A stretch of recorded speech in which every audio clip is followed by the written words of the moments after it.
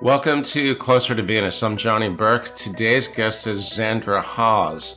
She is a psychotherapist, spiritual teacher, and energy healer. She helps others heal through learning about past lives, family contracts in this life, and increasing their ability to see themselves and others as spirits. Today, we will be talking about bridging the gap between psychology and spirituality.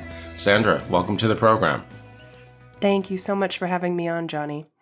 So, bridging the gap between psychology and spirituality. Pretty ambitious. How did you find yourself in this path?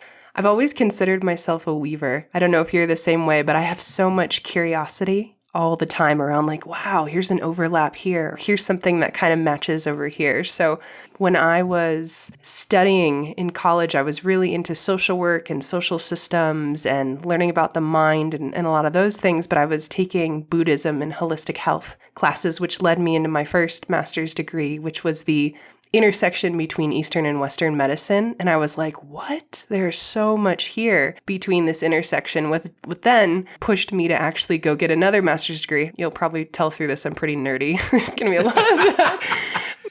Afterwards. Nerdy is good. Thank you. Good.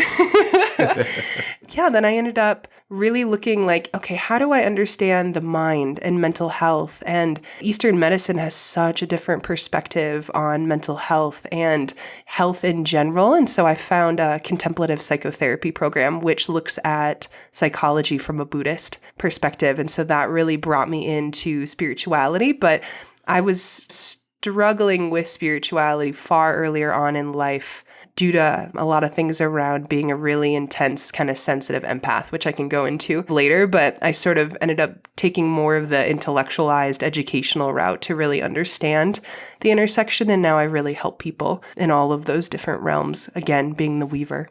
It is about intersections, isn't it? Because when I read about the bridging the gap between psychology and spirituality, it reminds me of what some of the consciousness scientists, people that go into astral travel and out-of-body experiences and so on, they are trying to bridge the gap between science and spirituality. So they're trying to find that intersection where there's commonalities. And you also made a good point about struggling with spirituality, which I think a lot of people do. Don't you think people struggle with the definition when someone says, "Are you spiritual?"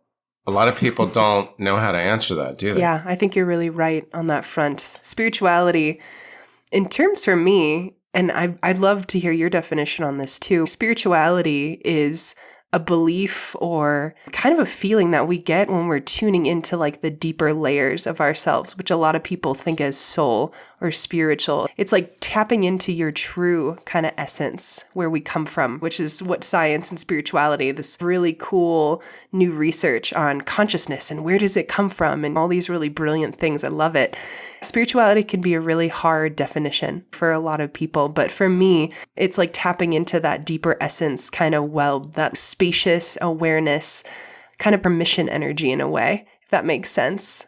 It does, actually. And that's a pretty good explanation. So I'm not going to try and compete with it. But it does bring up that question of religion versus spirituality. And I think you're hearing more and more people admit, I'm more spiritual than religious. I think it's even a checkbox in like dating apps. I've seen that. And you are right, because the recent discoveries in the last century of consciousness and now consciousness science, a lot of that is redefining a lot of the things the traditional scientists were obviously wrong about. So we've learned a lot collectively in the past century. Where did we come from and why are we here? Absolutely. I think that's why so many people are becoming more fascinated with past lives. I think it was Einstein that, or maybe it wasn't Einstein, I can't remember in this moment, but if energy's never created or destroyed, where does it go? Okay, good. My brain this morning a little bit. What's very interesting, I grew up in New Jersey, in between Trenton and Princeton, and I remember hearing a story, because Einstein, I believe he lived on Mercer Street, which is right near the university, and there's a story. We all know he was brilliant, but at the same time, he had struggles counting change. I'll never forget that. But you're right. He did say that energy cannot be destroyed, pretty sure. And so we are energy, and what you said about past lives is very true. And I never get tired of hearing this. I had someone come on recently, and one of the things that she did in her sessions, she would go into a space, whether it's samadhi or a deep meditative state, where she could view her past lives. And one of the questions I always ask, do you recognize people in those sessions that are present in your current life? And almost every one of them says, yes, my mother was this. This person was my boyfriend. And recently, this woman, her name's Jeannie Sullivan. She remembers someone in this life that killed her in a past life. I thought, so what does that feel like? What is this guy like? Oh, man. Oh, he's kind of mild-mannered. If you didn't know anything about his practices, you'd think he was a really good guy. And I thought, that's just mind-blowing, isn't it? I think so. I think what I really love is that there's a lot of different practitioners that get to past lives in different ways. I still do past life readings for other people. There's something that's really exciting for me about helping people get there on their own, just because there's something so exciting when you actually get to look for yourself. I think it can be really cool to find a practitioner to bring you into those spaces or to tell you about them. A lot of the readings that I used to do were telling people about them, and people would just have these really big moments because it felt so true to them. It was almost like a click in, like a Tetris moment of like, oh my gosh, this makes sense now. I feel like I can be a little bit different than some practitioners because I'm wanting to help people learn how to do it, but in a way where you actually get to have play and enjoyment and excitement, because there can be some really heavy things, right? Like you're saying, yes, this person definitely killed or did this or did these like kind of awful things, and or even some exciting things. And so a lot of what I try to do is help people reclaim that information on their own so that they don't feel like they're dependent on other people. I had so many past life readings before I actually started discovering them on my own. So I know a lot of people start off there, but it's so fun when you help people reclaim that ability, because I believe intuition is actually accessible for everyone. Speaking of past lives, do you want to be known more as a spiritual teacher or a medium, or does it not really matter? That's a really good question. Should we just say spiritual teacher for now? I think a lot of times I say I'm a psychotherapist and a psychic medium, and so that somehow does equate for some people as a spiritual sort of teacher. It's a really big net, right? An interesting one, though. Yes.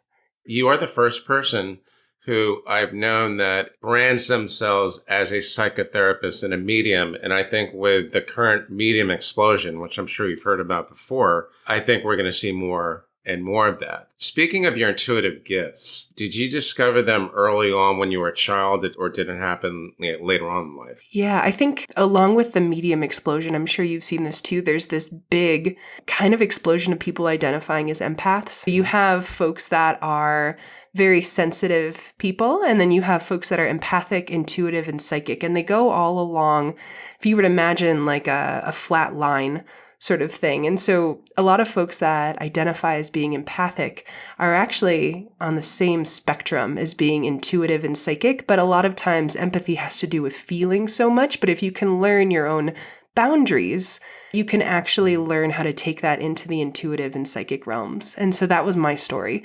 There was a lot about being a really highly sensitive person, really walking into rooms and feeling overwhelmed all the time as a kid. I would apologize to people. I remember being in like 3rd or 4th grade, and if there was a math test and everyone did bad, oh, it was a hard day. I just could feel everyone's sadness or anger or frustration. And as a kid, I was like, why am I so overwhelmed all the time? And my mom was always like, why are you so sensitive?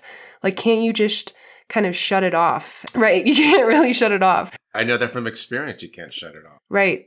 So for me, there was a lot of that piece. And then there was a really scary experience, which I'm so grateful for now. When I was 15, I think it was like 2 in the morning or something. I was, again, nerd, loved reading. I'm sitting there reading some book, and I set it down on my bed and looked around my room, and all of a sudden the book on my bed just started vibrating. And I just stared at my bed and I was like, oh, okay, books don't move on their own, right? I'm like, oh, phone must have been under the book, something like that.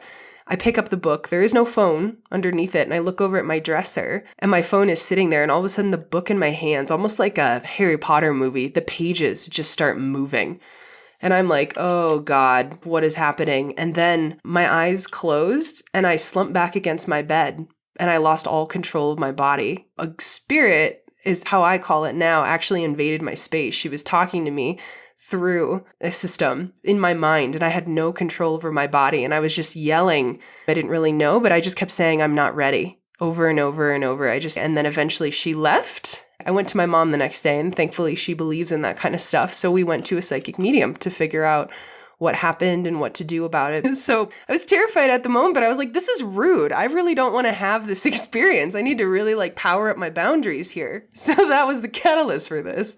Right. You are like almost hypersensitive, which I think many of us are beginning to learn that those people are empaths. So when you did go to the medium, what did they tell you? Yeah. She basically said, you have a ghost in your house. Her name is Emily. I grew up in Farmington, Minnesota, so tons and tons of just fields and lots of farms and folks that have been there for a long time. And so I was like, is this an indigenous person? So she actually ended up talking about this woman. Her son had actually died in a farming accident, and she felt at fault. She didn't feel like she got to leave. So when she died, she actually stayed with the land. Because I was so sensitive, she knew that I could feel her and sense her. So she started hanging out around me like a moth to a moon sort of thing. She said she doesn't want to cross over. So you can put down boundaries in your house. So I spent the next couple years getting really annoyed with her. I got better boundaries, but she would turn off the radio. We couldn't listen to anything but the Beatles. In my room, I tried to play something and the whole radio would get screwed up. She'd turn the TV on and off if she didn't like something that we were watching. If she was really mad, she'd slam my bedroom door. It was kind of aggressive. We actually had to have someone remove her because it was just too much overall. But a lot of the land that my house is on, I learned there was a lot of trauma around Indigenous people and a lot of war and things. So there's also a lot of spirits that are in a lot of pain. And I've done a lot of crossing over and helping and things like that now that I knew what was happening. But my first suspicion when you first started talking about the spirit was it's an earthbound ghost, and they did not cross over. And eventually someone had to help them cross over. And I've also been told that space, it's not a desirable place to be. The work you do with past lives, you also work with family contracts, which I believe are the same thing as soul agreements. Yeah, a lot of people have different definitions of it. Yes, I would say family agreements, soul agreements, pretty similar. Sometimes people just have new people in their lives. Sometimes we travel with the same sort of soul families, but some people in our lives are pretty new. You'll have people in your family where you feel really close to one, and then you're like, I don't know why I connect with this one person, but not with the other. You might have agreements with both of them, but some of them might not be in your soul family where you really try to be in each other's life, kind of like through multiple lifetimes.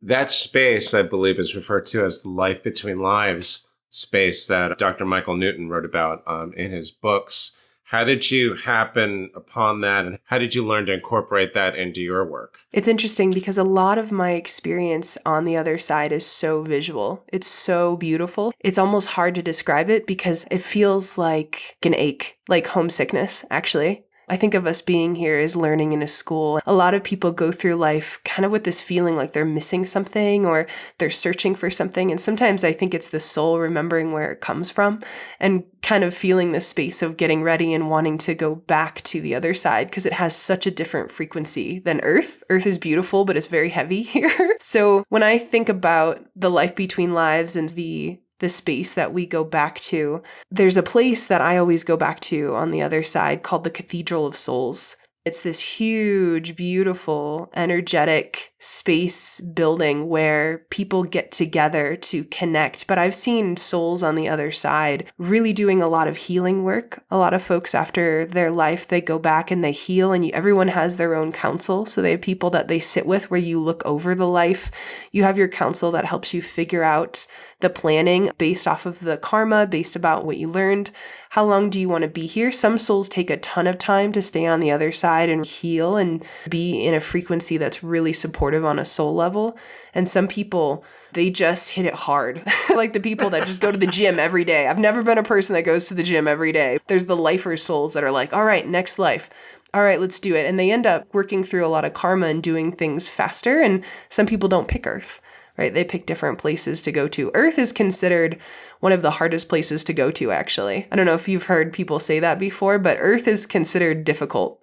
Yes, I definitely have heard people talk about that. One instance that stands out is when someone told me that when they've seen lives in that in-between space, some people who have maybe had a rough time are encouraged to maybe reincarnate on another planet or another star system, which might be more conducive to healing. After experiencing the last 4 years or so, I don't think that many people, given the chance, would say, do I want to go back there? Let me go somewhere where it's a little bit more pleasant, where there's supermodels and rivers of bourbon and rivers of IPA ale and rock music fill in all your different desires and vices. But yeah, I've heard that quite a bit. So when you see buildings, you're obviously clairvoyant because you see things. When you see structures beyond the veil on the other side in the in-between space, does it compare to anything that we have here on Earth? There's some texture to the other side that does not exist here.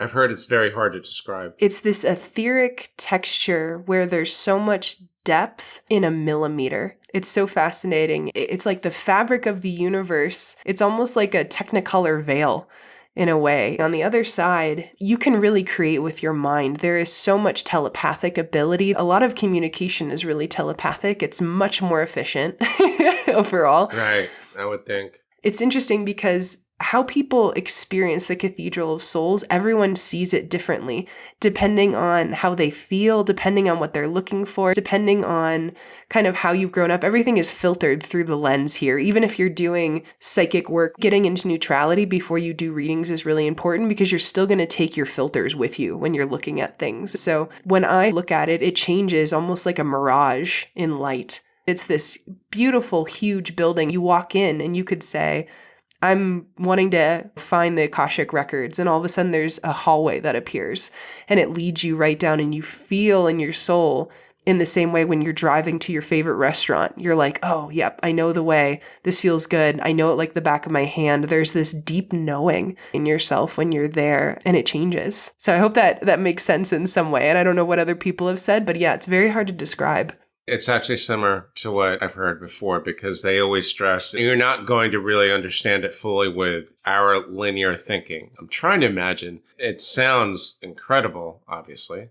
It seemed to me that you're pretty well acquainted with the in-between space in understanding the complete birth, life, death, reincarnation circle. In your sessions, your work, have you seen instances of pre-birth planning the next incarnation? So I've done that work myself with a lot of different things. I've gone back and talked to my counsel and been like, what was I looking for here? Help me understand the people that I brought into my life. It is something that I teach to my really advanced students. A lot of times when I'm doing psychic medium meetings, I talk with their counsel about things. So if we were doing a psychic medium reading and you were looking at past lives, I would have my eyes closed the whole time and I'd be looking at the different past lives, and I would actually have your counsel come in and we would talk about why this life, or what were you planning here, or what was the goal here. I have something that I call a reading screen, and it's what I help people develop.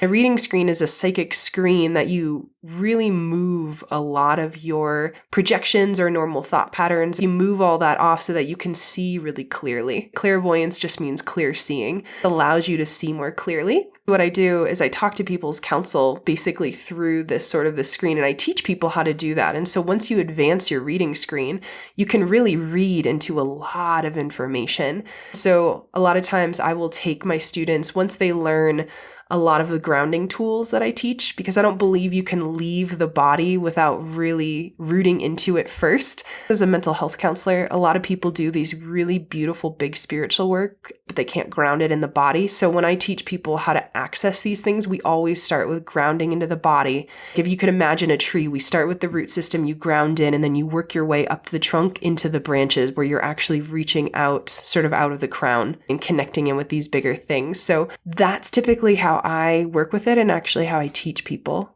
how to do it as well. There seems to be some very interesting parallels between what you do, which I believe is a mediumship reading, but it's also somewhat like a past life regression session. There's probably more of an intersection with those two things than some of us may realize. How would a mediumship reading that enables you to speak to, let's say, my council of elders, as opposed to me going to a past life regression therapist? Yeah, great question. In my experience, I'm trained in past life regression as well from a hypnotherapy standpoint. And so when I was doing those in person for people, you'd have them lay down with a big blanket and you would walk people through using hypnotherapy to really help them access that life. So they'd be visualizing it and they speak to it out loud. So you kind of walk people through to help them understand their name, what they were doing then. The past life regression work that I actually learned can also be very specific. If someone wanted to learn more about a gift they had in a previous life, but they wanted to bring it back into this one, we'd actually go into a life potentially where they had that gift so that they actually can kind of witness and reclaim that gift. And for me, using hypnotherapy to put people into a different brainwave system where the ego is not trying to make too much sense of things and they can actually pull their sort of soul bank memory back in and access that. Psychic medium reading is typically when I'm sitting with someone and they're not regressing back through hypnotherapy. They're sitting across from me and I'm accessing that information. It's a pretty big soul reading. When I'm doing those readings with people, it gives them what I call a soul hello. A lot of times when I'm running a really high frequency and I'm going into that life, I have my eyes closed and sometimes I'll open my eyes and people are crying. They're like, oh my gosh, this makes so much sense. There are so many stories. Sometimes I'll do these psychic reading events and I'll do 50 readings over 3 days. It's a lot of energy, a lot of readings. And people love past life readings. And some of the past lives are really big. And I have no idea, right? I've never met this person. And I'm just like, here's what it is. And I'm talking to your counsel and this is why it makes sense. And I open my eyes and they're tearing up and they're like, wow. This is huge. This makes so much sense why I've struggled with this my whole life because I came in with it. I did this in my previous life. This makes sense. So it brings a lot of meaning to people. It sounds like it's a combination of the best of two worlds, or should I say the best of two modalities, but it's really more about what that person wants to accomplish in a session. From there, you just have all your toolboxes open, so to speak, and the session will take on a life of its own. It does. Usually my sessions are about an hour long. Some people will say, I want to look at these particular questions. I want to look at this past life piece. I teach my students how to access past lives for other people. Accessing past lives doesn't have to be that hard. The reason that it's really hard for a lot of people is our ego gets in the way. It immediately goes in and tries to make sense of things, or it tries to say, oh, you're wrong. This is where the psychology and spirituality comes in. So many of us grow up with programming. And if people start opening up their intuition, the biggest thing that I hear from people is, what if I see something and I'm wrong? Or what if I'm crazy? That's people in our lives that have patterned us into not being able to trust our authentic knowing, that deep inner knowing. I love science in so many ways, but it also really takes the play out of knowing things and just knowing things out of our deep knowing rather than having to prove it. There are some things we'll never be able to prove, hence why they call it the deep mystery.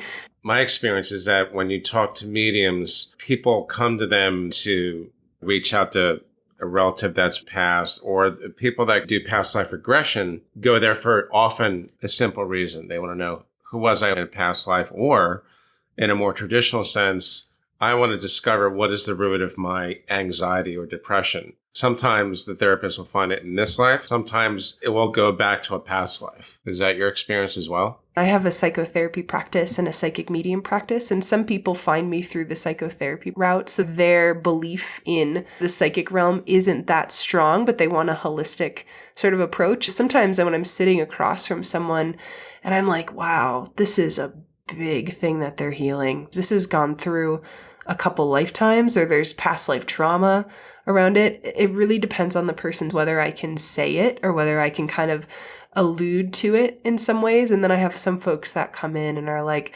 can we talk about how far this goes back? Right? And I can sort of bring that in.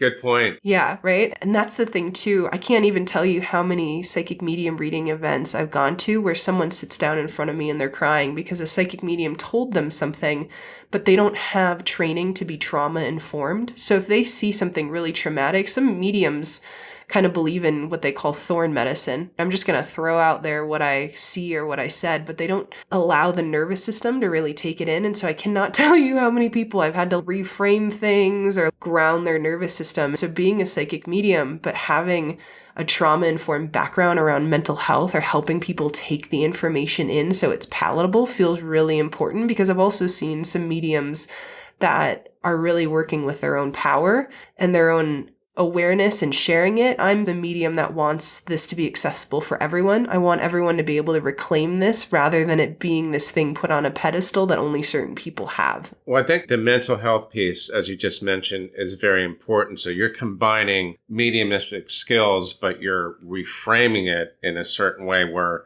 taking precautions to make sure that person isn't completely traumatized by the information you're about to relay. I think we're going to see more and more of this. It's a more complete approach. One more question about past lives. I promise this is the last absolutely. one. I love that you love talking about past lives. Bring it on. It's incredible. So in your work or your experience, when you view a past life, have you recognized anyone that's actually in your current life? Oh, so many. Oh, wow. So many. That many? Oh, so many. Yeah.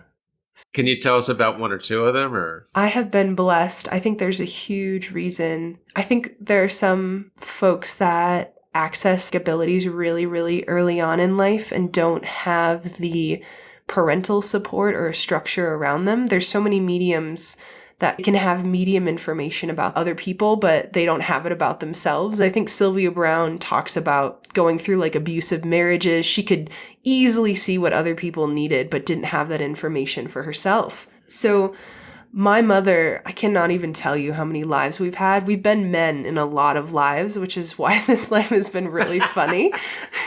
Me choosing to be a woman and being her daughter, we go back so far in terms of lives, and I really picked her. How many parents, if your kid comes up to you and is like, a spirit invaded my body, how many parents are the next day calling up a psychic medium? Most people would be hauling their kids off to a psychotherapist and being like, okay, my kid is kind of like they're from The Sixth Sense. They had a mental breakdown. Like, we got some issues here. Right?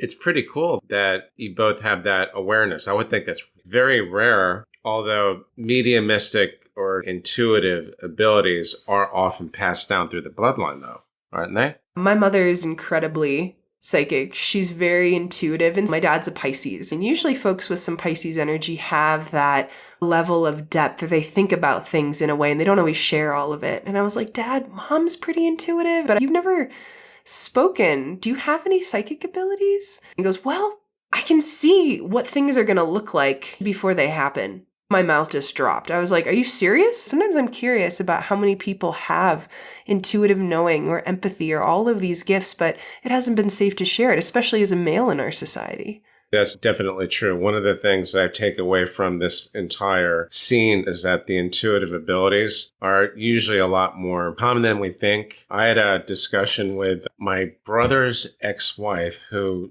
I've always known that she was an intuitive type person. They had a ghost in one of their older houses. It was obvious. She has dreams where she'll have dream visitations. She'll talk to people that have passed, and often they have messages for people that are still amongst the living. What would you call a person that's able to have not only dream visitations, but actually receive messages? Is she asking when she's in the dream world, does she go to sleep and make the intention, or is it more where she's just receiving?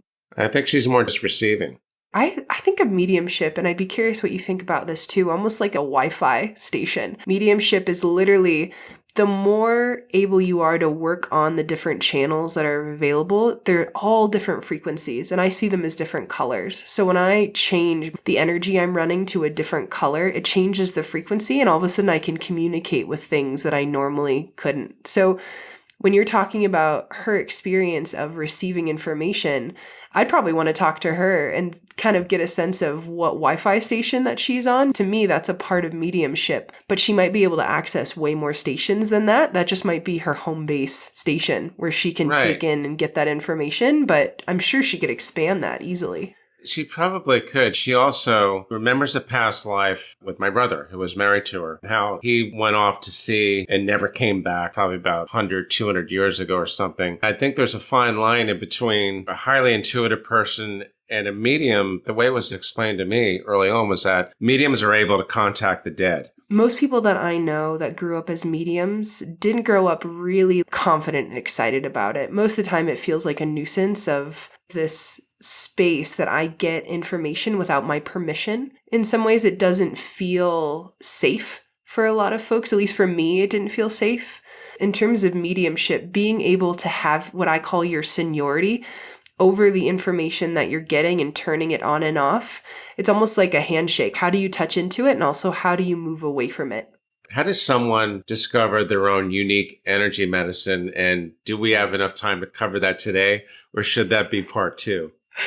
Oh man, maybe there's a part 2 to this. I'll try to summarize it in a way, but energy medicine is your unique soul essence. And everyone, just like your fingerprint, just like your DNA, everyone has a very unique soul print.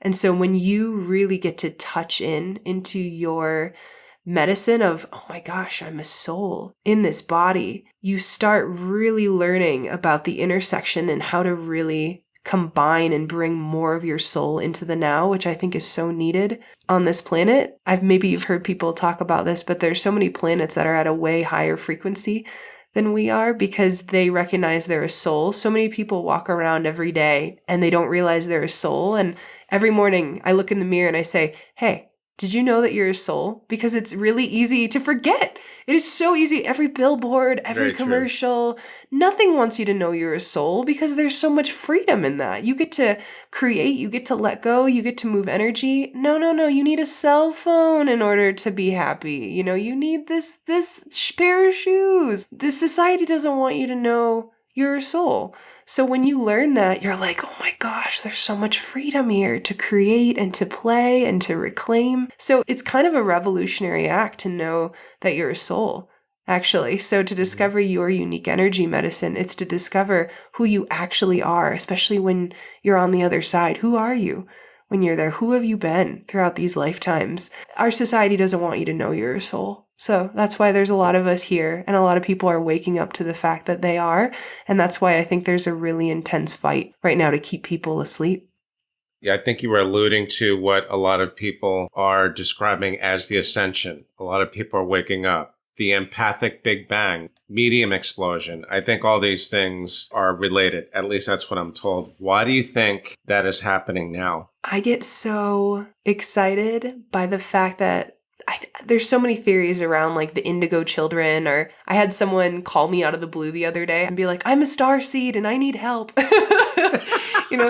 So it's really sweet. People are starting to use these terms of like, I came in with a really big purpose to shift this planet. So you have souls that are choosing to come in and to be awake really, really early on. There's a lot of souls saying our planet needs to shift. So there's a lot of folks that are coming in right away with this awareness. I was walking through Target and there was a chakra coloring book and I was like, oh my God, Target is selling chakra coloring books, energy centers. There's something that's happening where a lot more people are coming in with the desire to shake things up and shift the planet. And so you're seeing a lot more beings coming in with this awareness in a big way.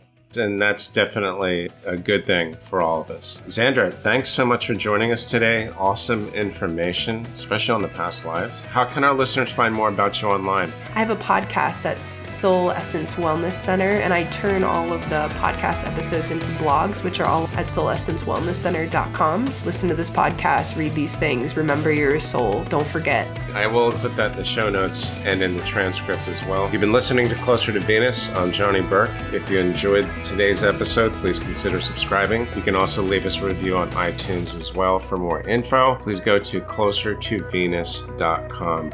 Thanks again for tuning in, and we'll see you next time.